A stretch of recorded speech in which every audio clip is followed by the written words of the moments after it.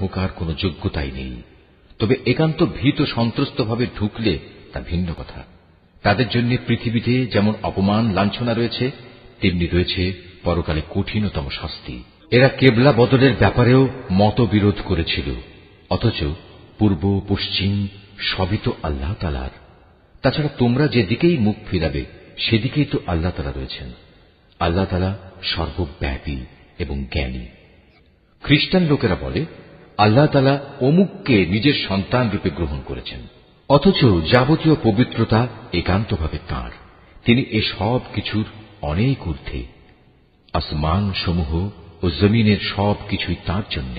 এর প্রতিটি বস্তুই তাঁর একান্ত অনুগত। আসমান সমূহ ও জমিনের তিনিই স্রষ্টা।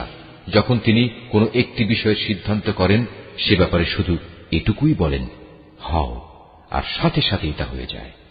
যারা সঠিক কথা জানে না তারা বলে আল্লাহ তাআলা নিজে আমাদের সাথে কথা বলেন না কেন, অথবা এমন কোন নিদর্শন আমাদের কাছে কেন পাঠান না যার মাধ্যমে আমরা তাকে দেখতে পাব। এদের আগের লোকেরাও এদের মতো করেই কথা বলত। এদের সবার মন আসলে একই ধর্মের।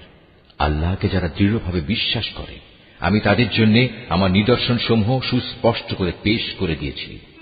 অবশ্যই আমি তোমাকে সত্য দ্বীন সহ পাঠিয়েছি